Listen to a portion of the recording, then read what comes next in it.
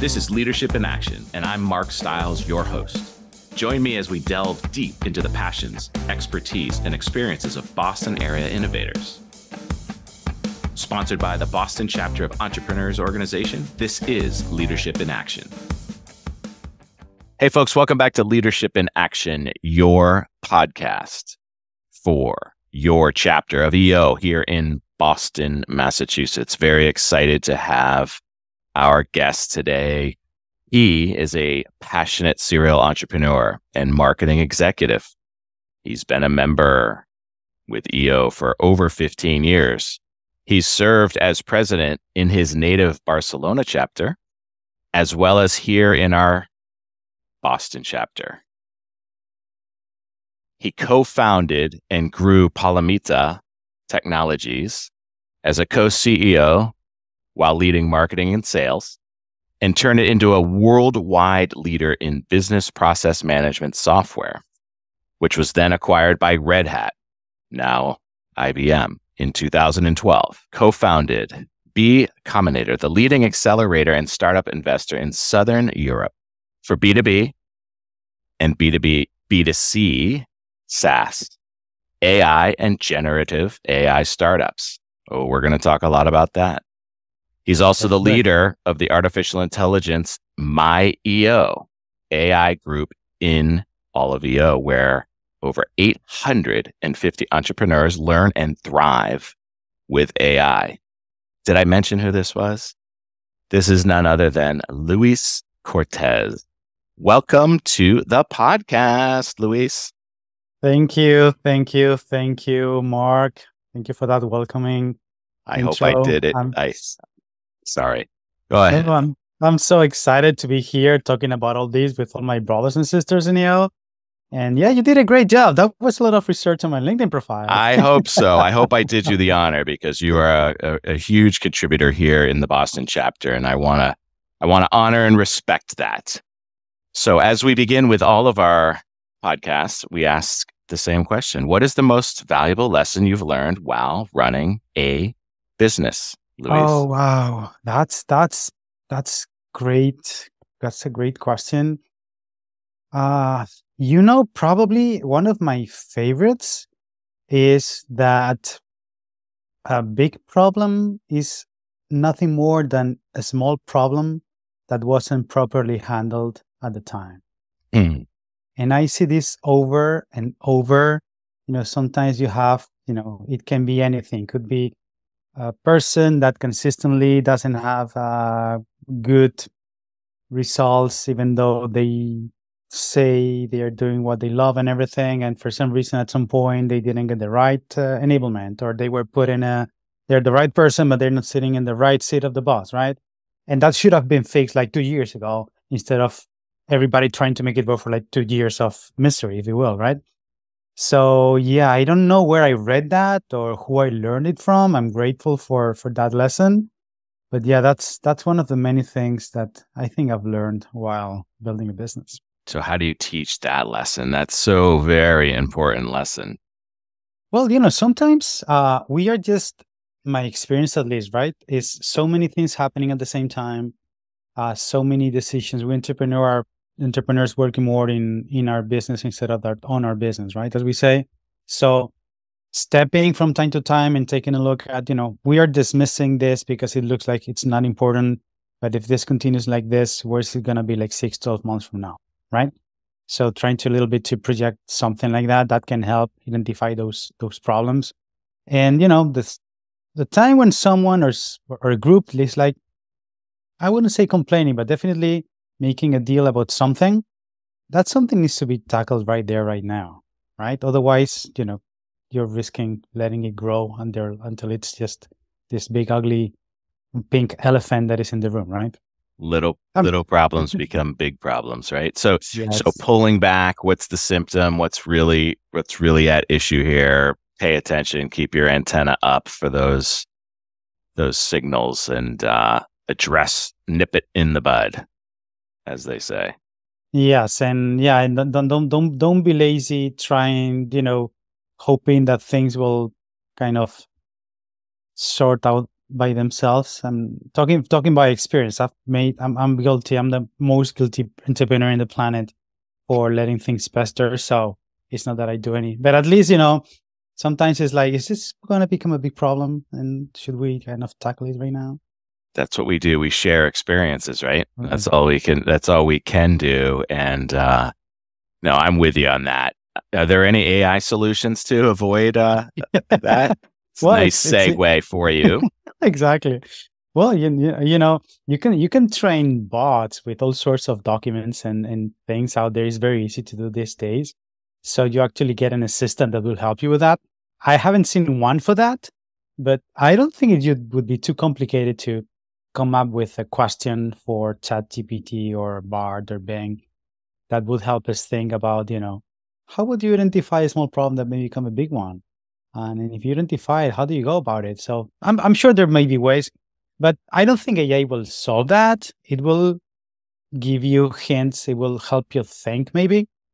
So AI, my impression with what's going on right now is that it's a great assistant. It's a co-pilot. It's going to help you, go get to the roots of problems, maybe support you with decision making. But man, humans are still at the wheel now for now. Oh yeah. So I want to express my gratitude for you and your team putting together that amazing presentation that learning chair Dave Will helped put together for our chapter. And folks, if you're missing out on these, you're missing out on a huge, huge value proposition for EO, and that's these learning and events. And Luis put together one for AI. I wanted to show you something real quick. I brought a prop. Are you ready? Oh, come on. So after that event, I was blown away by some of the comparisons and some of the, what ifs and where are we going with it. And I was at my in-laws' house and look what's in there. That's a great one. Yeah. For those 90% of you who are listening and not watching, I showed Luis this old-fashioned calculator, the ones where you punch in the numbers and you pull down the handle and you go through that all day long.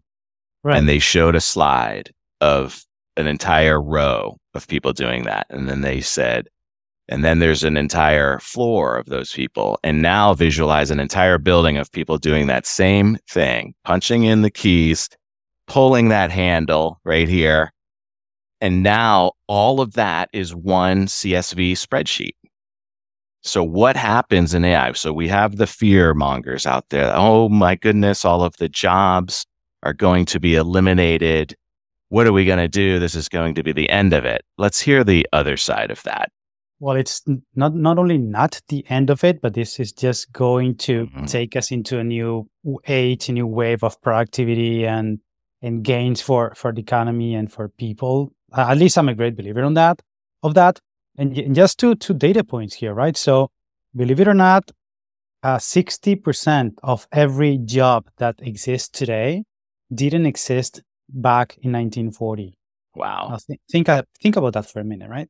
So 60%, 6 out of every 10 people working today do something that didn't even exist, which need wasn't even there like 80 years ago, right? And we have, 8 billion people now in the planet, something like that. So why this renovation in employment has come out of technology, of course, right? So now we have machines picking up crops instead of people, and we have spreadsheets doing work instead of people just pulling handles, right? So that's basically every person. We're now way more productive than way before. We live way better now. So standard of living has raised across the planet, and health conditions and the minimum wages. There's still, of course, big gaps in many countries, but everybody's a little bit better than it was like many, many years ago. So from that perspective, AI is just another wave in technology. You can think 30 years back when we started talking about the internet, and most of us got in there 20 years back or something. The internet just created a whole bunch of new jobs that didn't exist before, right? Like graphic design and programmers and so many people doing crazy things around the internet, and then mobile apps, the same thing, right? So all of a sudden, new way of of using everything is no longer a computer, which, by the way, only started like in 1981, like 50 years ago, right? Now we have smartphones, and this created new jobs and probably also got rid of a few other jobs. So this is just ongoing.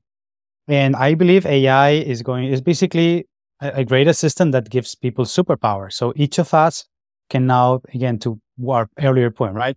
Make better decisions, be more informed about things, be more productive, be more creative.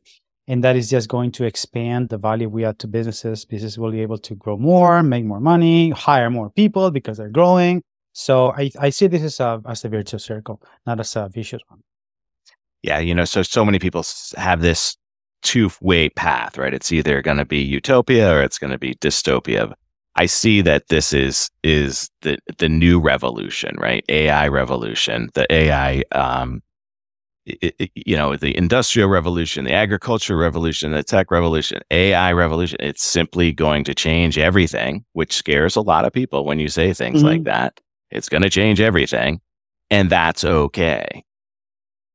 Yes, and the other important thing here to keep in mind is, when AI is not gonna take away anybody's job, but someone that uses AI better than you do may, right? So it's basically about learning. AI by itself doesn't have an incentive, doesn't have the ability to come up with goals or do a number of things. That's humans. Now, me without AI versus me with AI, with AI is gonna be X times as more productive, right? So actually, we had in our event, we had Dale Bertrand talking about how the implementation of AI was just producing 30% gains, productivity gains, and actually EBITDA gains, like money that he could measure, right? More coming into his business, right? And he told us how he was using that 30%, right? So, 10% went for training, 10% went for people experimenting with them, the other 10% was focusing on growth of the company, right? So actually, everybody's 30% more productive and his business is growing faster, making more money. So everybody wins, right? So now you need to make sure that you learn and you play with it. You feel the same way that we did with the internet or with smartphones. It's just another step. And of course, if you're 20, it's going to be easier than if you're 70. I get that. But again, technology is easier and easier to work with. So like my dad, he's 90. He just turned 90 in October last year, right? Last year was 2023. This is January 2nd, right? And he has his iPhone for a long time. He's had his iPad, is taking pictures. So, there's no limits to how easy technology is getting these days. And I don't think AI is going to be different.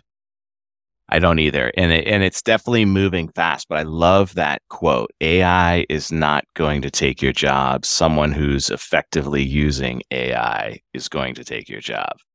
And that's an important distinction. That's the delegate to elevate conversation we were having before the show is,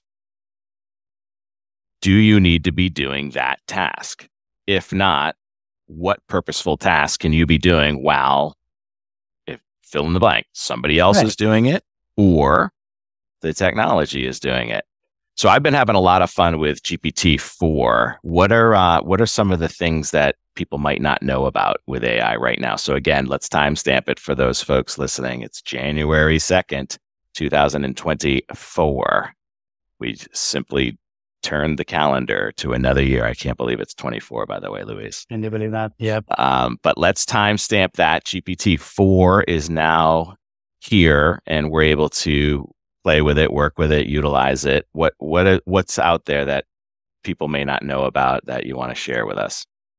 So I think probably people have gotten used to asking things to ChatGPT and to other bots like Bard or Bing or Claude from Anthropic, some others.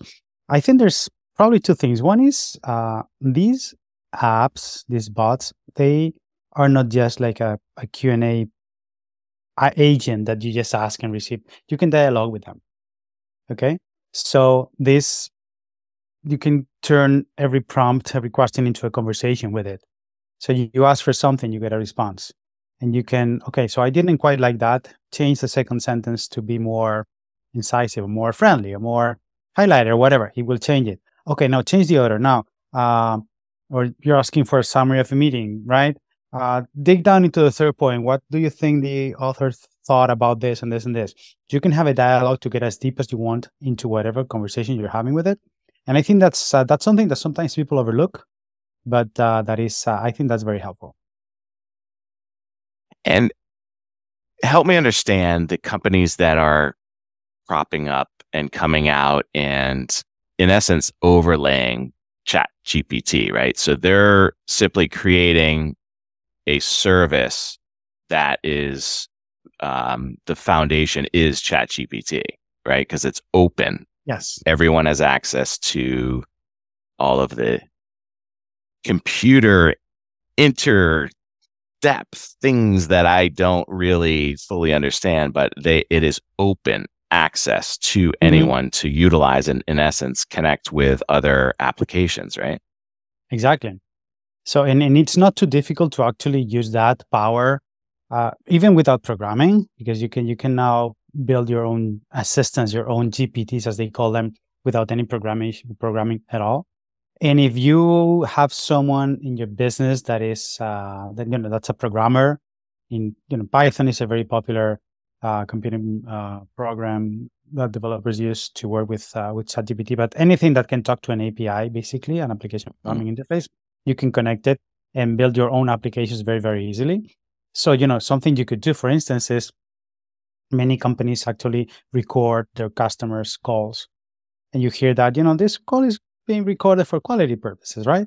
Well, okay, in many cases they are actually learning from those calls. So actually, if any of us entrepreneurs, when we talk to our customers, imagine that you could record every conversation with the customer, right? I'm sorry. You can ask ChatGPT to transcribe it. So something I mentioned at the event, and if everything that can be text should be text. Why? Because now you can use it to train a bot. You can ask ChatGPT, go through this conversation and identify all the questions that were asked by the customer and put them here with the answers. So what did I answer to that objection from my customer, right? Well, if you do this for like a couple of months, you're going to have, I don't know, hundreds of conversations. You're going to very easily have documented every possible answer to every possible customer question. So now it becomes very easy to go and train your people so they can actually clone you, which is one of our key delegation tasks. Is how do we make our people as efficient as we are, right?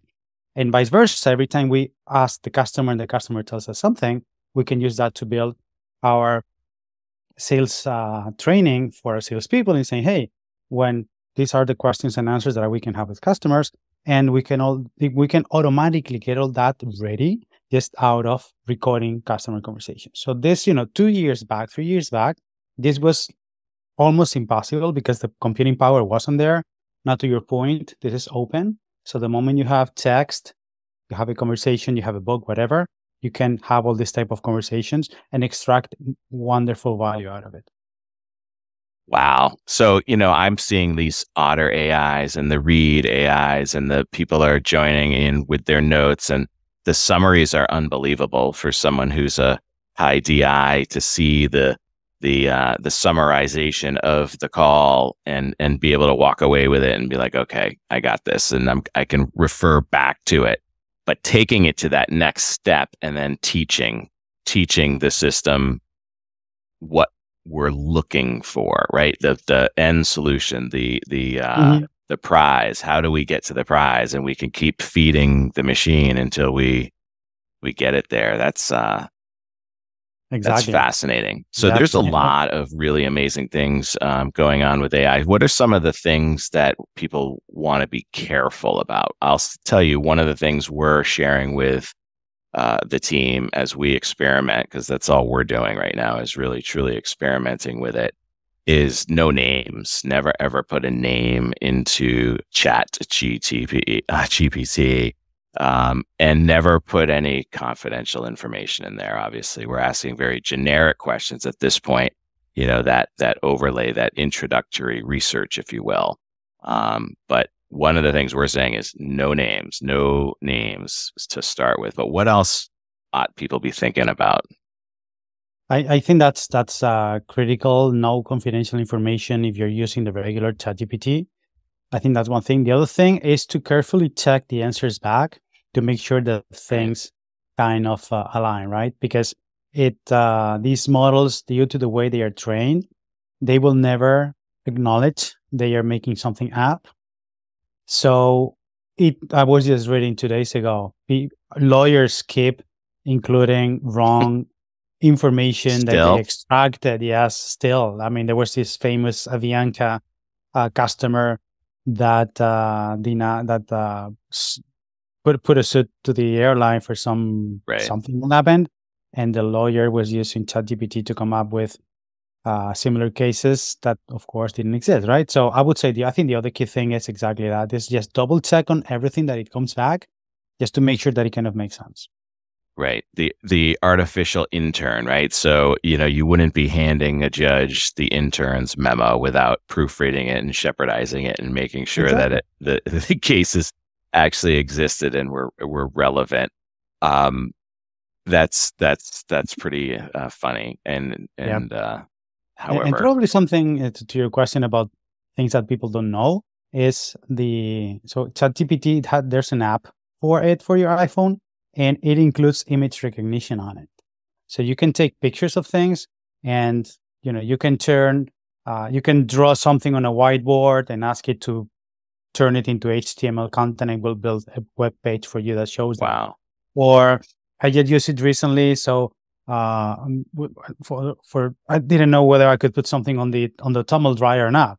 So I just took a picture of all those little rounds and circles and triangles that I don't know what they mean, and the thing came back, don't put it in the tumble dryer. So I'm a better husband Wow. moving forward just because of that, right? That's pretty cool. That's pretty cool. But I want to go back to the hallucinations that you were referring to, right? So that's what they're calling them, right? That the system will give you an answer with confidence, although they've completely made it up. At what phase do you think that that's going to start to correct itself? I mean, we're at ChatGPT 4 now. Is it 5? Is it 6? Is it 10? It's really difficult to get rid of that because of the way the models are created. So basically what happens in ChatGPT is, it's not as intelligent as we think. Right. Basically what it does, it's an autocomplete on steroids. When you're typing messages on your iPhone, on your phone, it will suggest the next word, right? Sometimes. Mhm. Well, ChatGPT is doing that all the time, and it's so efficient, so good at it, that it builds like whole complete pages and pages of content that make perfect sense, that are perfectly organized, etc. Now, the problem with that is that it is not checking. It's just looking for patterns. So if the pattern kind of matches, it doesn't have any knowledge or meaning about what it means. So it just can't check itself. And there's ways of putting guardrails around it, so it kind of reduces the likelihood that it will come up with weird stuff by reducing the creativity that you use with a parameter called the temperature. But even with a very low temperature, results may be better, but will still, the risk of hallucination is very difficult to get rid of. And you would maybe ChatGPT 6 or 7 will have like automatic self source check or something like that will make sure that nothing is false, right? But then we would get into what's true, what's false, what's fake, who is interested in this or that. Does the COVID vaccine work or not? Well, depending on what you read. So how is ChatGPT going to know whether it works or not? I'm just picking on something random, right? Yeah. So it's not an easy problem to fix currently. And there's efforts being made by the scientific community, of course, to get there, because it's becoming so pervasive that people are trusting the results at face value, right? But it's one of the challenges that we still have with generative AI. I do love how it gives you sources, though. So as you get the response and you can click through, and it's a website that maybe I've never seen before. Yes. And you can go a little bit deeper, and it's almost acknowledging that, listen, I'm not 100% sure. Here's where I got that information, and do your own research, right? Again, it's a rough draft. That's what I keep terming it as. This is a rough draft. It's a good start. It's going to break the writer's block. It's certainly going to get the flow going. I mean, some of the stuff that I've been able to pull out of there it's pretty mind blowing when we ask it for something that, I mean, it could take 2 hours to figure out, and it spits it out, and it's a great start. It's fascinating. And actually, if you don't mind, I'm going to take a picture of the screen right now with my phone, and we're going to ask it to describe what it's seeing. Yes. so we can have like a real time. So now, who are you? Real-time What platform are you going to put this picture into? So I'm just taking a picture with ChatGPT with the app in Okay. my phone. Okay, so this is Yeah. a picture. Yeah. Okay, and then I'm just going to ask, describe this image. Okay, so that's what I put. I don't know if you Yeah. can read that. Yeah, I can. Okay, and it's coming up. So it's saying the image is a screenshot of a Zoom meeting with two participants. On the left side of the screen, there is a person with a headset in front of a virtual background featuring an eye and words like kind, smart, vision, beautiful, and strong. On the right side, another person is displayed in front of a colorful artistic background that appears to be a flipped cityscape with a QR code and text. Pretty good. It didn't Pretty recognize excellent. that this was the Leadership in Action podcast. It's not that that's good. a step away. So, yeah, you can see here, right? That's fantastic. It sees it, it understands it. It's And literal. it's not exactly, and it's not just this can become like a toy or a play. You can play with it and it's fun, but imagine what it can do for people, right? So it can help people with limited vision to see. It can help you classify images in your company.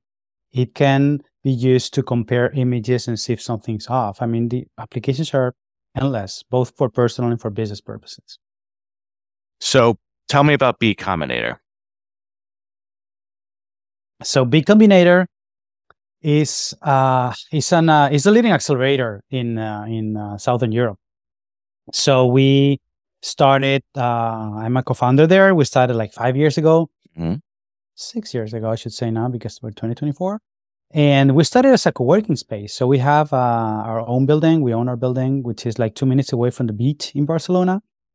We have over 100 hot desks that startups, entrepreneurs can use, to terraces on top with barbecues and stuff for parties and letting off stress, right?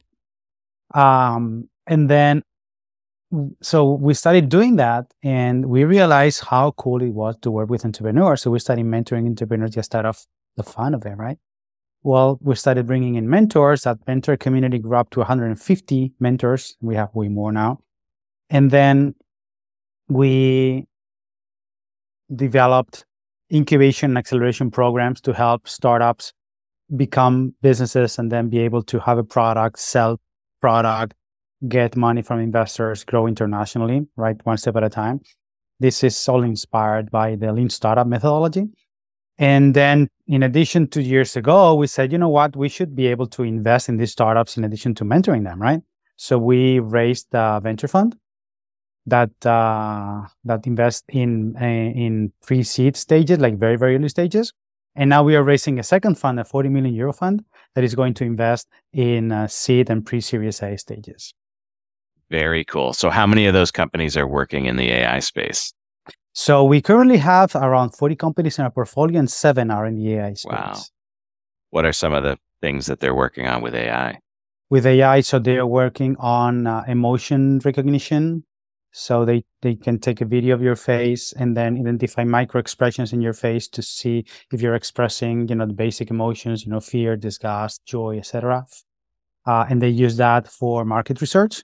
Yeah. So because sometimes you ask people what they think about something and they're saying, yeah, I like it, but there's something in their face that is saying that they don't. So this software can help give you a clear image of what they're doing. We have another very cool one that is completely changing the landscape for human resources, all the way from recruiting, making sure the persons that we're recruiting have a CV and interviews that kind of match the values of the company. Because I don't know about you, but something that I do consistently wrong is I hire too fast and fire too slow, right? So people spend too much time. There's an AI solve for this? Well, yes, because AI will help identify if that person fits with the values of the company, fits with how we do things, by analyzing the response that is given to us. So it's going to give like criteria and say, we'll give you a scorecard in telling you, there's the 10 parameters that we're measuring, and this is the results that the AI says. And then you can see whether that matches with your perception of the person. And then maybe instead of, spending time looking at 300 CVs, resumes, you can focus on 20, and then you're going to get better scoring. And at least it's an additional viewpoint that is working very, very well. And so basically, what they're trying to do is to identify the next Jeff Bezos that every company is hiring before that person kind of actually goes, right? We have another one doing that also for financial planning and accounting. So yeah, it's very, very interesting to see how they're being so creative in applying AI to solve actual problems that companies have. It's so exciting, this new frontier. I'm so excited about it. How does someone find Bcombinator? Like, how do you find these folks, and how did you decide which ones to invest in? Well, after this, we get around 100 leads every month. Okay. Which means, and we choose between 3 to 6 to join the program, and we end up investing in 1 or 2. Got out it. of that, right? So basically, one of the key things that we do is we need to talk to them. We're starting to use some AI to try to filter that because it's a lot of volume. But in addition to that, we don't only invest after they have completed the incubation or the acceleration program. So if I were to ask you, Mark, if the best way to make sure that someone actually you want to work with someone, right? Probably you would say that one of the best ways would be if you could work with that person for 2 or 3 months without a pay, make sure that they actually deliver, right? Well, that's basically what we do with these companies. We work with them for 3 to 6 months, and then once we're convinced that they're the right fit, then we put money into them. Worst case, they learn something, they become better entrepreneurs, right? And but that's fine. So it's this learning process, and we continue to screw up, but we also continue to nail it down. How much of it is the people versus the idea? It's always the people first. Yeah, absolutely. Because an A team with a B idea will eventually figure it out, but if the team is not proficient, mature, they really know what they are getting themselves into, they're becoming entrepreneurs, right? Even if their idea is like the next Amazon, they won't be able to execute. Right. So we try. Right. Sometimes we get a B team with an A idea, but then we work with them very strongly. We have different pillars that we work. The critical one is always team. So we try to get the right people in the bus. Right people on the bus, in the right seats, which is important. Yes, exactly. But initially there's the wrong people. That if the people is wrong, doesn't matter whether they are where they're sitting, right? So at least we try to get the right people in the bus, and then say, okay, these should be the seats where they go. But again, remember, entrepreneurs, they run their business. You need to go with them. We can influence them. We can't make them do what we think should be done. And I always tell them, don't pay attention to anything I tell you as a mentor. Just make whatever decision you want to make. Just if you go this way, these are the consequences that I'm seeing, both positive and negative. If you go that way, this is what I'm saying. But at the end of the day, it's your business. I need to trust your decision making. Huh. That's really interesting. How do you find the mentors? So mentors, so in many cases, they come from the investment community. So we do demo days once a month. And then we get, so business angels come, investors come, people in the industry come. So eventually, it's word of mouth. So initially, many of them actually come from EO. So that was the seed mentor community was EO members from all over, many of them from Barcelona, of course, because that was kind of our network, right? But now it has grown, and they come from all places in life. I love it. It must be a very purposeful thing to do to help mentor others. Tell me about your experiences at EO. I mean, you're very involved. How come? Why are you so involved with EO? So I joined EO after my co-founder in Polymedia joined. So he joined in June, and by Christmas time, he was like, you got to join EO. I'm having so much fun. I'm learning so much, this and this and this. And I was like, yeah, whatever. We're growing our business. I'm too busy, classical, right? And then he came one day and he was like, we don't have a defined set of values for our company. We're a very young company, right? And then he gathered everybody in the team in a room, took out a whiteboard, and just repeated an exercise that he had gone through in a GLC training. Got it. And we came, an hour later, we just had perfectly defined values that everybody kind of agreed to. And it was just fascinating, right? And I was like, dude, I mean, this is what I just learned this in EO. GLC, Right. you gotta join, whatever. So I joined January 2008. And I joined the board right away, which was kind of, initially was kind of frightening because it's like, what on earth are we doing here? Right? It was just fresh. So that was, I was finance chair for 2 years, and then I became president for 2 years. And I always think that they picked me because I didn't campaign or anything, just because I was so passionate about it. So I went to GLCs. I had so much fun. I kind of identified so much with EO people, which is like, learning, growing, no bullshit. Um, I mean, people you can instantly trust because we share the same kind of values, right? Yeah. And the other thing is that I used to travel a lot internationally back in the day because we were opening up new markets and distributorship and everything. And every time I would travel somewhere, I'm traveling, I mean, internationally, States, Europe, Asia, everywhere. I would beforehand find out if there was an EO chapter in that city, and I would let them know I'd be around. And 8 out of 10 times, someone would show up, someone from the board, some random member, whatever. We would have so much fun. We would talk about everything, right? So it gave me so much comfort that, something I really, really encourage people to do is just experience the international aspect of EO, because we're so busy with a business. We love our country, etc. But there's so much out there. There's universities, there's colleges, there's chapters out there, even in your same country, right? If you're traveling, you go to Chicago, New York, Tennessee, LA, whatever, there's a chapter in every major city, right? So Right. there's no reason why you can't expand that. But yeah, the international experience is something I absolutely recommend to people. I love it. I love it. So we're here sitting here on the podcast. We're talking AI. We're talking EO. Do you listen to podcasts? I listen to podcasts, yes. What are you listening to these days? So I listen a lot to the All In podcast. I love that. Love it. Yeah, 80% of the times it's just great. The other 20 just fast forward, and that's fine too. What do you fast forward? So sometimes they get into like they got into something very specific to like San Francisco, something that's happening in San Francisco town. So they were talking about homeless people in San Francisco. So for the first 5 minutes, it was, oh, I didn't even know they had this problem. And then they start talking about the 17 different ways of fixing it. Who is to blame? If it's the mayor, if it's the governor. And it's like, I don't even know what the politics in California is. So well, it's so funny because all of those people, the hosts of that podcast are like you, right? They're founders of incubators. They're VC people. They're mentors. They're getting in there and teaching. And I learn a lot from those folks. When that whole banking crisis happened with Silicon Valley, they were spot on and totally explained what was happening. And I give them a lot of credit. Absolutely. Anything else that you're listening to? So I used to listen a lot to Tim Ferriss' podcast. And then it just got just too long for me. It's like, sometimes it's like 2 hours, 2.5 hours, which is fascinating conversation. But I don't know if maybe I've grown to choose like shorter type of podcasts.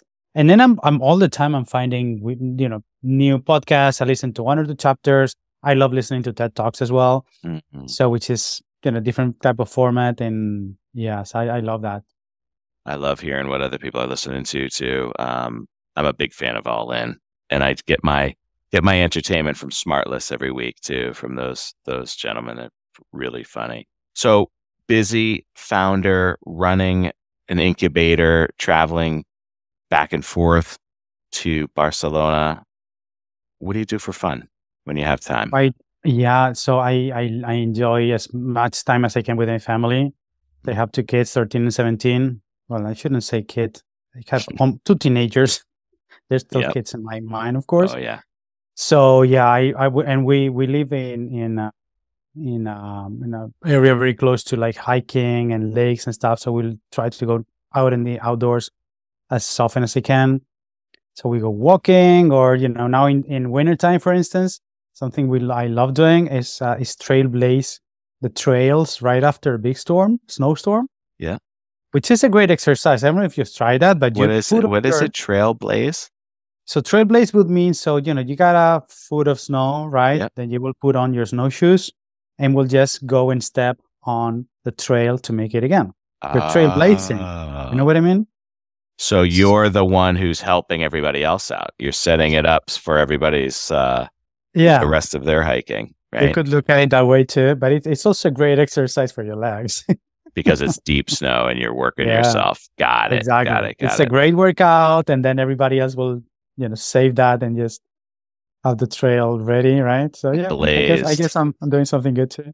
Yes, you are. Yes, you are. You get the trimmers out there and you clip some of those low hangers, and you're really, really helping people out. Yes. But I love it. You're a trailblazer. I love the symbolism to that as well.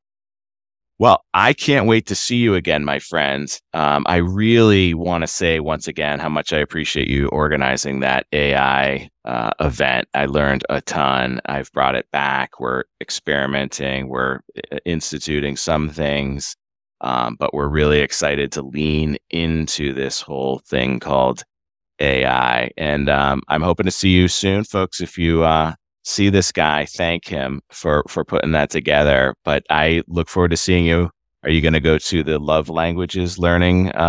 Yes. Yes, you are. Have you done the test? I have not. I have that pending, but I think I still have time, and I'm bringing my wife too. Good. So I think that's going to be very, very exciting. It's going to be, and this may actually air. This may actually air after it. I am looking very much forward to it. It was a great book. I listened to it on Audible, and I did take the test. So Glenn and I are both the same. I interviewed Glenn and asked him about this too. It's he's physical touch and words of affirmation 1 and 2, and I'm words of affirmation 1 and physical touch 2. So I always joke, okay, every time I see you, we're gonna big hug and tell each other how great we're doing. Exactly. Well, I'm looking forward to seeing you again. I really, really appreciate you chatting with us today and sharing your knowledge and wisdom around this new frontier. Really exciting. Yep. Likewise, Mark. Thanks for setting this up. Thanks for your energy to move this. Yes, I wanted to remind people 2 things. One is if they can just scan this code here and just join the community and see the recordings and everything we do. And also I'll be doing a follow-up AI event because there were so many questions that I just didn't have time to complete it. So we're planning it with They Will at some point in 2024. So if you're in for more AI content, you and everybody listening in, we're going to have more. So stay tuned. So other than hitting the QR code here, how would someone get in touch with you if they wanted to connect with you, Luis? Yeah, so probably the easiest is writing to so my email is luis@bcombinator.com. We can put that on the show notes. Yeah, I'm on Twitter as well @Li Cortes. And and I think most people in the chapter know me, so just hit me up with anything. You're traveling to Barcelona, I'm your man. You want to know anything about AI? I'll do my best as well. You want to talk about anything? Hit me up and we'll make it work. He's the best. And he's on LinkedIn, believe it or not. So you can connect with him there. So do so because he's an amazing guy. Amazing guy. Thank you, my friend. I really appreciate you so much. I look forward to seeing you in the flesh and learning more with you. Thanks so much, Mark. And thanks everybody for listening. Well, thank you, folks. I hope you learned something. I did. I always do, especially around this guy, Luis. But if you did and you thought of somebody, share this with them. Share this with anyone. Share this with everyone. Thank you all for listening, and we will see you next time on Leadership in Action, your Boston Chapter of EO's podcast. Leadership in Action is sponsored by the Boston Chapter of the Entrepreneurs Organization. As the world's only peer-to-peer network exclusively for entrepreneurs, EO helps transform the lives of those who transform the world.